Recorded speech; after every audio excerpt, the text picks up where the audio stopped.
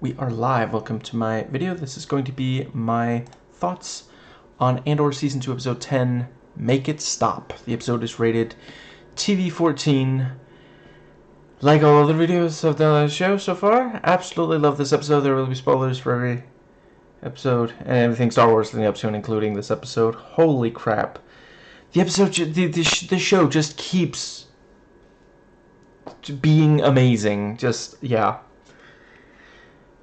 Make it stop. There's only 2 episodes left. This is... When I've watched the last 2 episodes, this show is going to leave a hole in my heart. Okay, let's see. Really appreciate the fatalism around Luthen's character. I mean, the moment that Lonnie says, "Oh, Dedra's coming after you," you know, it's like, oh, so he's a goner then. Like, there's no way that he's gonna be... It's too close, and there's too much he has to deal with before he can just up and leave. Yeah, let's see. Oh boy. Yeah, Lonnie,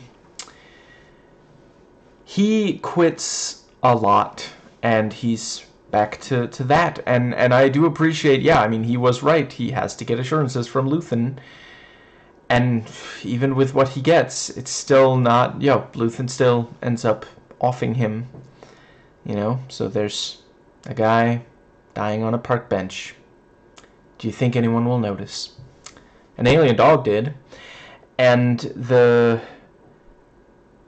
I really appreciate that, like, we can see where he was shot. Like, there doesn't appear to have been a struggle. Like, Luthen genuinely managed to reassure him and then shot him and left him there. And just, yeah. That was also, yeah. The moment that Lonnie said, need assurances, something big, I was definitely thinking he's not walking out of that park alive. I also did not think that Luthen would survive when Dedra came to the shop, but... yeah, I mean, he didn't for very much longer, and not for lack of trying. And yeah, we now see how they got the information about Galen Erso. This thing it's huge. Huge like what? Like a moon? No, that's no moon. And I think that, yeah, and also... he wasn't being selfish. He had a family, and yeah, I don't know if anything's going to be done for them or if they're just going to be, caught up in all this. And just, yeah, I really appreciate this theme of, can you protect the people close to you? Okay, I think that does... yeah, this scene at the shop, this whole thing of, okay, and you know where to go, and she's like,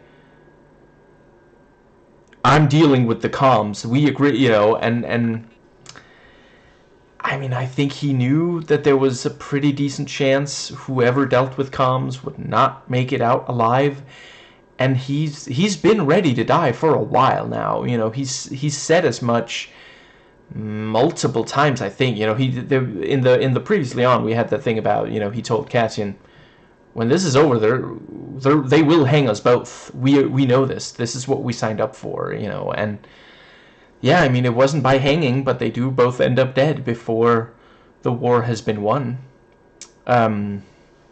Yeah, let's see.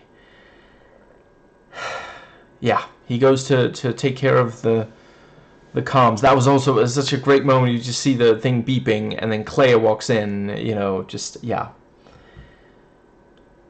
I gotta see that actress in something else. Elizabeth something. I just briefly caught it on the IMDb page for the episode. Yeah, fantastic acting.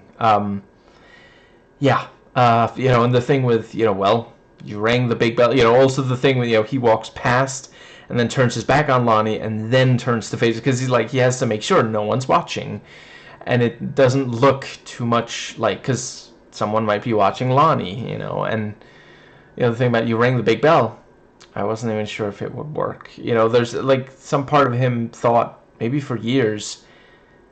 He just said that so that I would not bother him about it, didn't he? If I ring that thing, nothing's gonna happen, you know. Just, yeah. And I mean, he was almost right.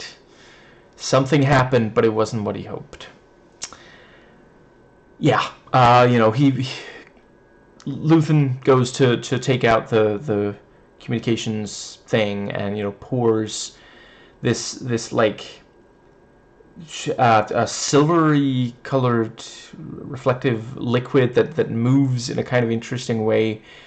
Okay, so for those playing the home game, Quicksilver's in the Fox X-Men movies, he's in the MCU, and now he's in Star Wars as well. I mean, I will say, very smooth performance here. When the ringing goes and we just see the smoke, and it's like he's not going to be able to keep this hidden from whoever, you know. He goes out there because, like, he has a cover to maintain, and Dedra, and it's like, from what I recall, I did say in my video on an earlier episode, normally I like seeing people smile. I do not like seeing Dedra smile. It was bad when it was like this fake smile, this rehearsed smile for Cyril's mom. But here, like, I think these are genuine smiles, at least some of the time, and that's worse, because, in part because we know what she's, you know, we know why the F she's smiling, and just, yeah, you know, she walks in, and the thing about, you know, I've walked past this door so many times, you know, this thing of, like, how are you hiding right underneath my nose, you know, and the thing, you know, you disgust me, and, you know, Luthen's like, well, I'm happy to disappoint you. And yeah, the thing about, you know, how many of these things are fake? Very good question. Currently, there are only 2 questionable items in here. I love how he, because, like, I mean, he's saying, I know you know that I'm lying. I know you're lying too. You know, this is not a one-sided thing. You know, you think you're the spider and I'm the fly in your web, but you got another thing coming, you know, and just, yeah. If he shows her, you know, the dagger, which is also a really cool design. I love how much they fit onto this show. Like, I would read an entire encyclopedia that's just like detailing stuff, Star Wars stuff on this show. But yeah, you know, he's like, so there's this ancient culture referred to this as the foreshadower. Please feel the, you know, get a sense of the weight, get your fingerprints all up in there. Like, I wonder if that's gonna be a thing, if they're gonna note, I mean, your fingerprints are on the knife. Nobody saw him stab himself.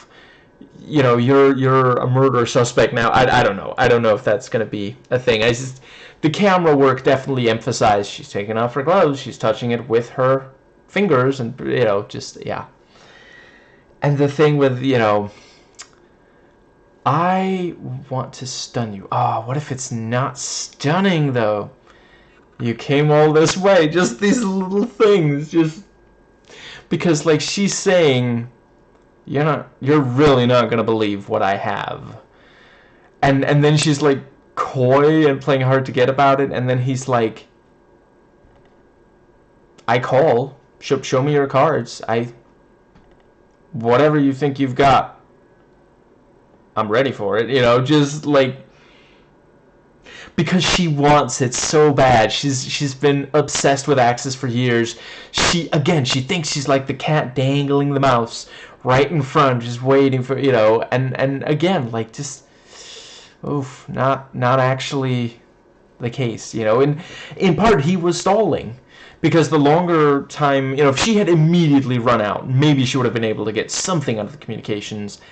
There's no way that they're getting anything out. I would be surprised. I'll you know, I'll admit it if I, you know, like I mentioned, I haven't watched the last 2 episodes yet. Anyway, yeah.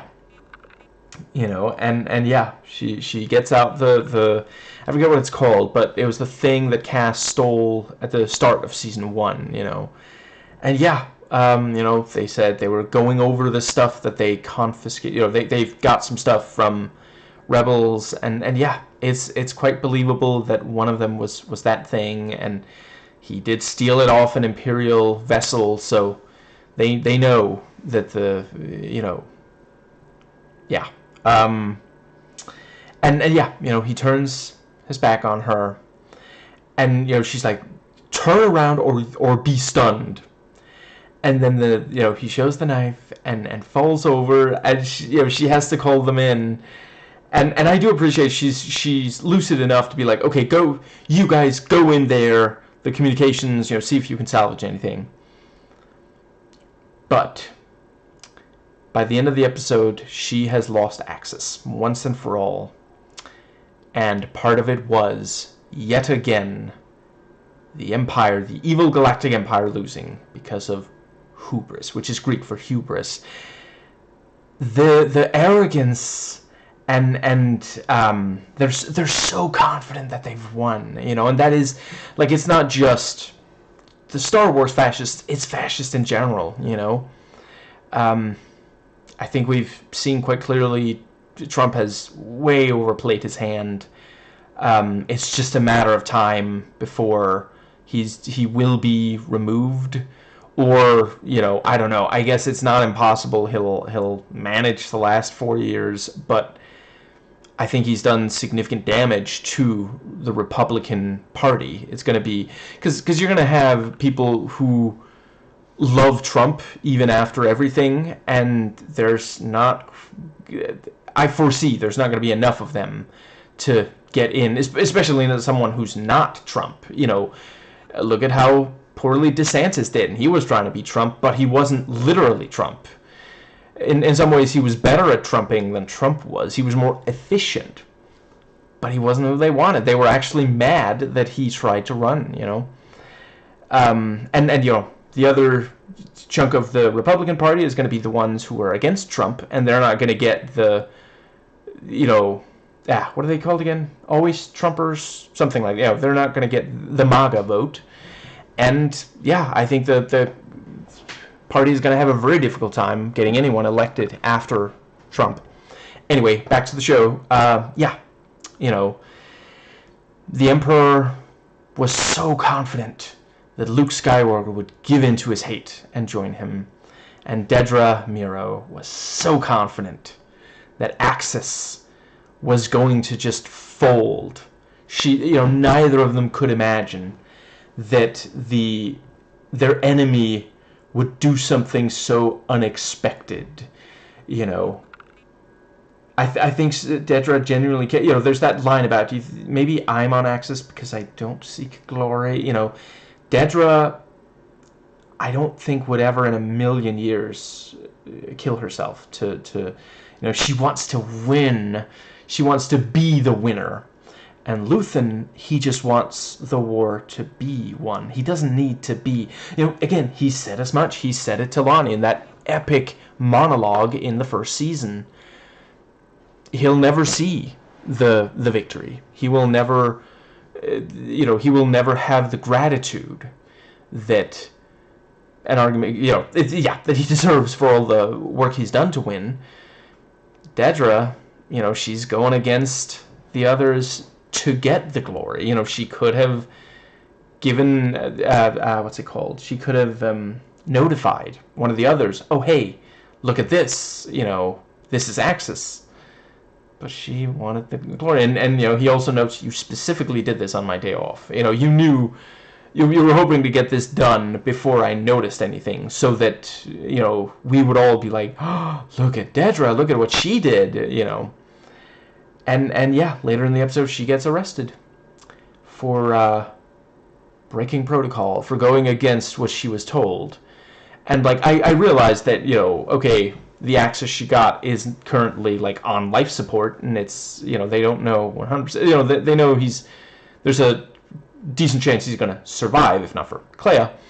But even so, she still got, and they take Dedra away without replacing her with someone competent. So now you've just got some military people running around, you know, a bunch of soldiers, some officers. Clea cuts through them like a hot knife through, you know, whatever the Star Wars equivalent of butter is. Blue milk butter, whatever. Yeah, and yeah, you know, bureaucracy just, you know, loses them access. Let's see, and I think that might be about what I have about Dedra. So I think everything else is Luthen and Clea. Yeah, so oh boy, such effective flashbacks. The show does such a great job on those. It did in season 1 as well. And I really appreciate this ongoing theme of major characters. You know, some of the younger ones were, you know, orphaned by the Empire, and the ones that ended up raised by good people, like Cassian by Marva, Clea by Luthen, end up fighting for the rebellion. You know, for you know, Cass perhaps somewhat reluctantly, Clea quite zealously, Dedra, raised by the Empire, you know, genuinely believes, no, the Empire was right to torture and murder my parents. This was good, you know, and again, that's part of fascism, you know, being asked to repeat, you know, as the most natural thing in the world, something that's obviously horrifying. You know, they took her parents, and now she's working for them. She spent her life working for the people who murdered her parents, and that, again, yeah, fascism. And yeah, she's a zealot for the Empire. So yeah, there's definitely like a nature versus nurture thing, and yeah, just we're seeing how I mean, we've known since A New Hope the Empire is genocidal. They're not just like bad guys. They're actually genocidal.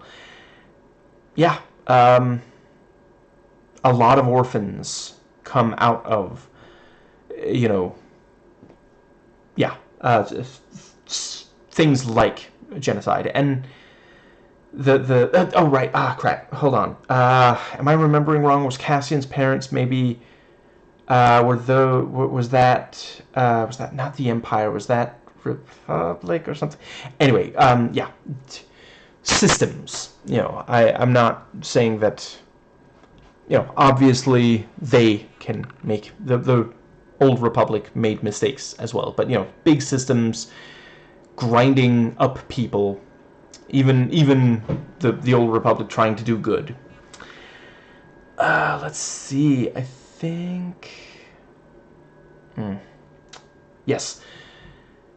The flashbacks. Yeah. I really appreciate that they rested on it long enough that it became genuinely uncomfortable, with Clea's POV as she's like hiding in this small box, and she's like looking at Luthen and following Luthen around with her eyes, and you know, he leaves, the other soldier comes in and they're talking, and the autofocus is getting messed up because I'm moving my hands too much. There we go, back. Just I didn't think that Luthen would hurt her,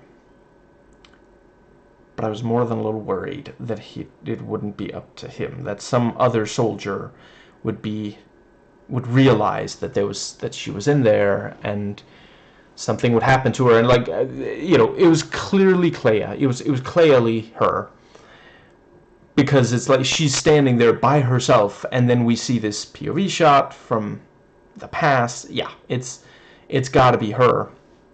Especially once we realize, oh, she's looking at a younger Luthen. Yeah, I was genuinely worried she was going to be found by someone else and temporarily in prison until he could get her out of there or something. And yeah, you know, he finds her, and you know, and yeah, is able to get her. You know, and the thing about it's resetting. What do you want from me? Just like, dude, I'm not. I can't do magic. Do I look like a Jedi?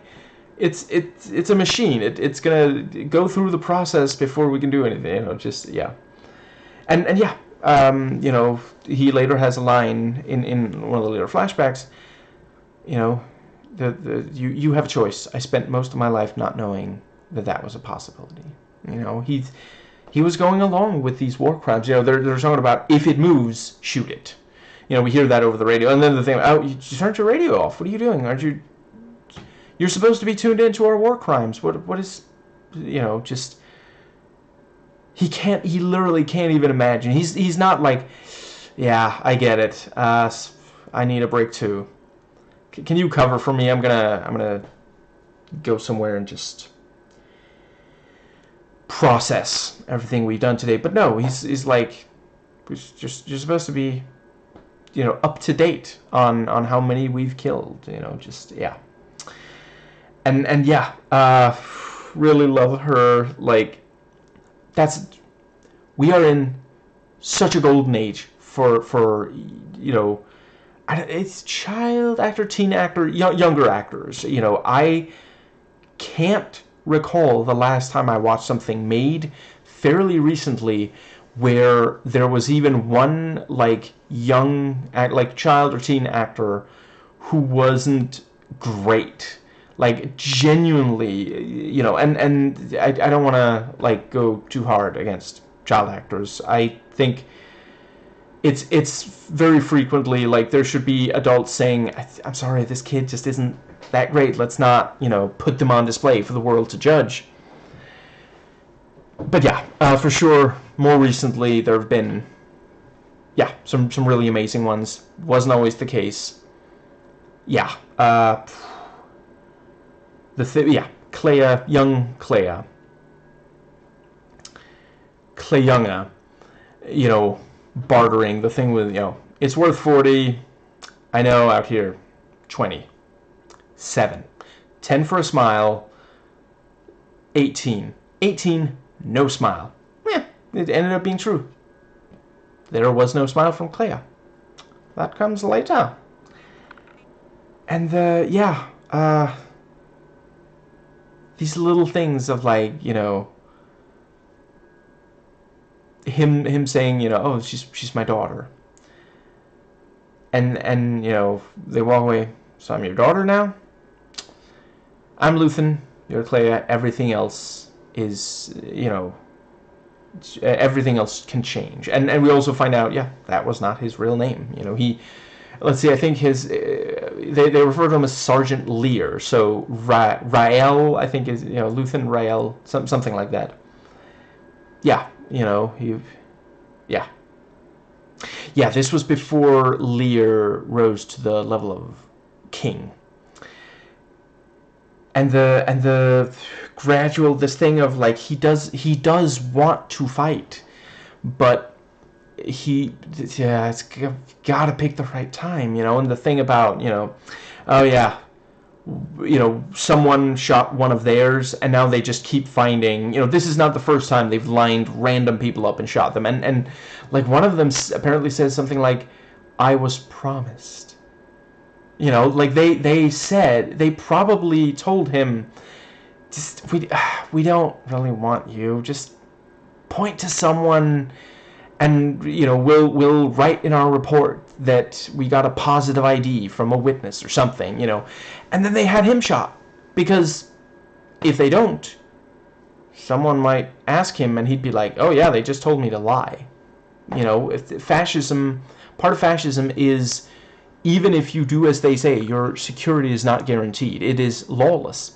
That was also, I love the thing, you don't want, you know, Dedra saying, you don't want freedom, you want chaos for everyone but you. Because that's what she's been told since she was a child.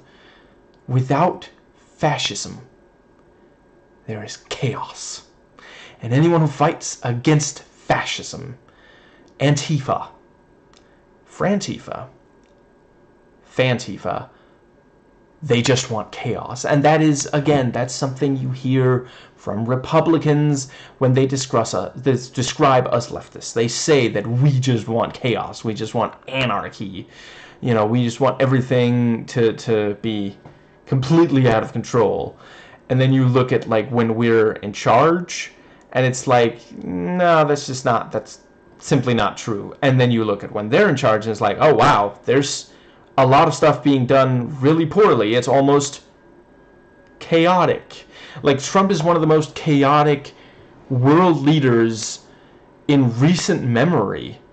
You know, like, you have to go back quite some ways. Like, I think probably like ancient Greece or something. What was, there was one that like married a horse or something, or named a horse as one of their advisors. I forget the details, but you know, that's the level we're talking about of just chaos, of complete lack of understanding of what it means to rule, and what, you know, consequences there are to a leader's actions.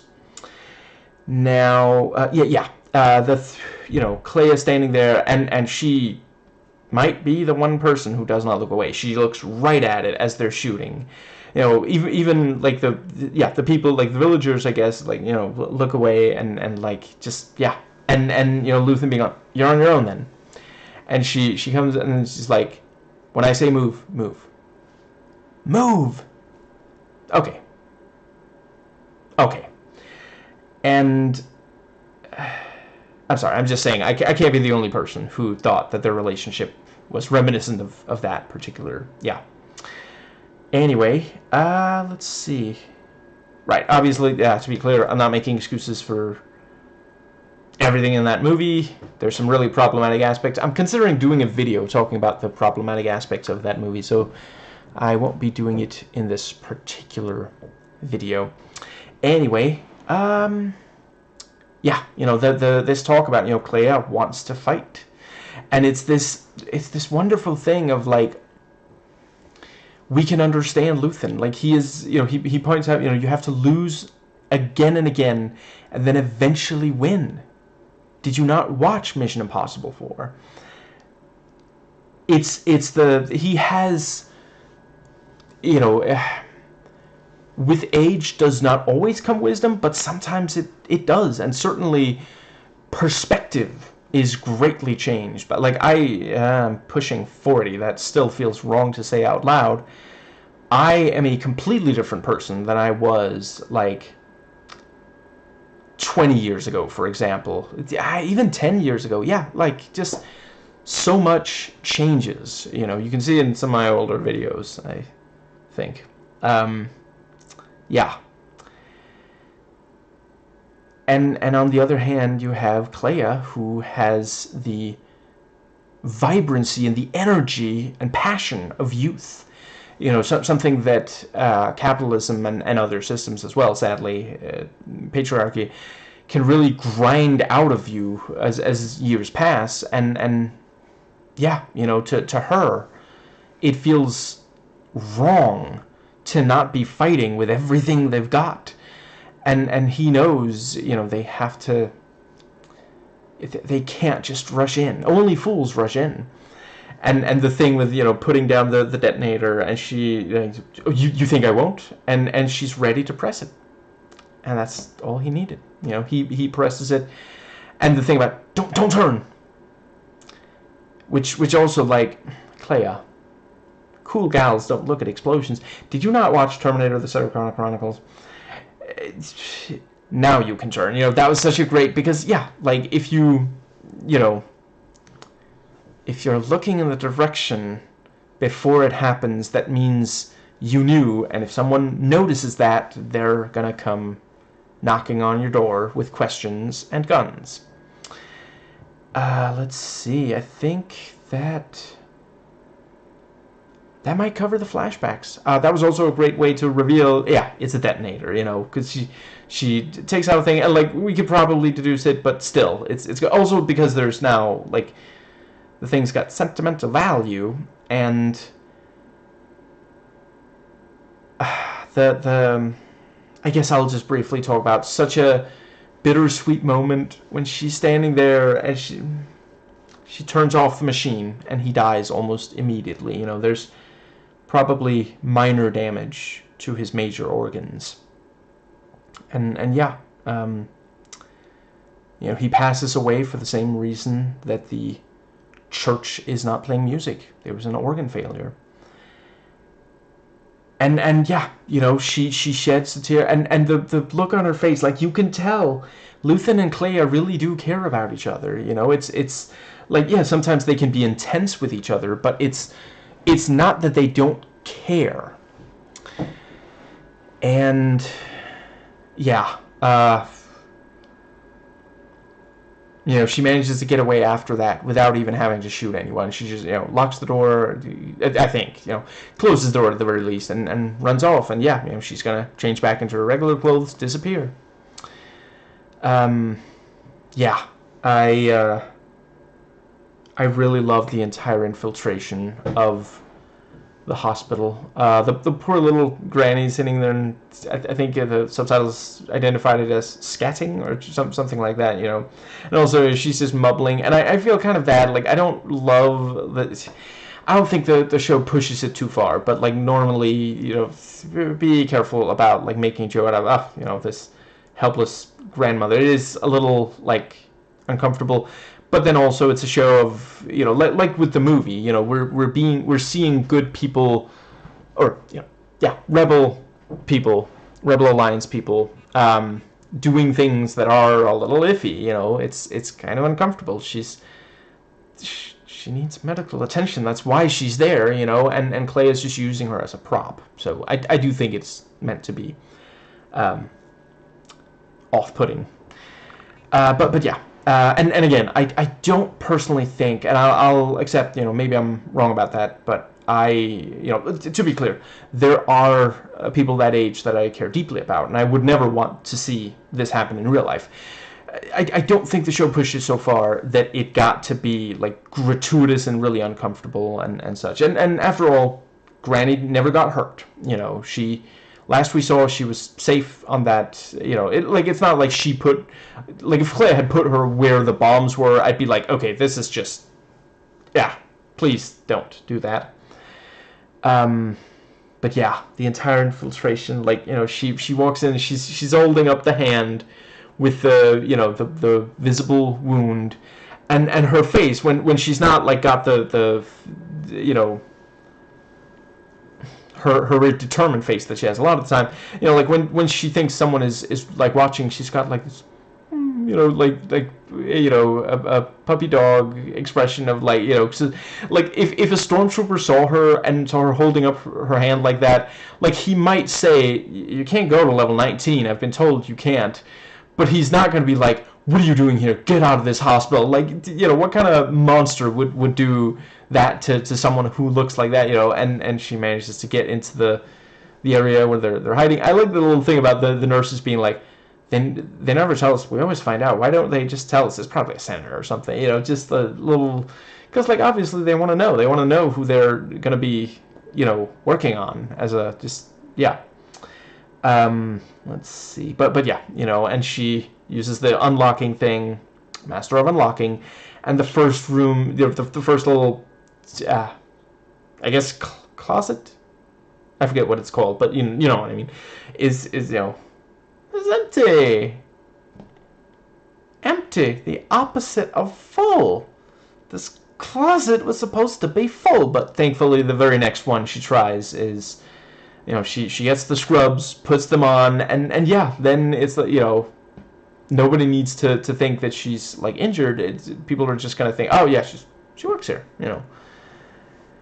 And yeah, the thing of, you know, she goes up and the guy's like, I can't let you through here, but you know, I've been told that she has to go. Well, you know, okay, we'll just sign you in on this floor. And she's doing the smile, like she's genuinely coming across like this sweet nurse who's dealing with this granny, you know, and also just the fact, you know, she sees, okay, so a nurse is leaving Granny, and, you know, the nurse says, I gotta go, you know, check something, you know, there's, and yeah, you know, Clea just has to get Granny out of sight of that other nurse, and the nurse, like, I mean, Granny could have gone in any direction. There's, you know, it's gonna take forever before she, you know, she's found again. And Granny does briefly want to, like, wait, I thought you said you were gonna check on something. Oh, okay. And, you know, the yeah, she saw, she sneaks up, goes up the stairs. I love how like hit woman this whole thing is, like if they ever do make like a spin-off of the Hitman games where you play as a woman, I think Clea would be a very able, just like, yeah, sneaks in by pretending she belongs there, gets a disguise without even having to take anyone out, and then, hides, uses a cover to get closer, and then once there's simply no other way, starts shooting and like hiding bodies and stuff like that, just, yeah, and she walks up, and she's holding like the chart, and she's like, what, I mean, Dr. Nash requested me, and yeah, again, he's like, crap, there might have been a miscommunication. I'm sorry, I can't let you up here, I have my orders, but if she just walked without saying anything, he might be like, is she, there's something wrong here, so, and she's hiding the blaster right behind the because, like, again, her holding up a chart, it's the most natural thing in the world. Like, it would be weirder if she wasn't holding up a chart, So, yeah, manages to shoot several there, and yeah, I honestly wasn't entirely sure if she was also going to shoot Luthen, but I mean, the damage was so significant. Injuries, whatever. Injuries so significant. He died pretty quickly, and also just the tenderness with who's, I already mentioned the tear, but the way she's standing there, like, yeah, it generally, like, she's pulling the plug on her old man, just because, like, of course she can't let him live if they're able to heal him sufficiently that they get information. We know he knows about Yavin, like, there's just no, yeah. Let's see, and I think, yeah. Oh boy. Okay. Second to last episode of this show will be Friday. Last episode Monday. Yeah. I have a list of things that I want in my life. Someone like Clea, directing eyes that intense, that purposeful, that lethal in intent directly at me, nowhere on that list.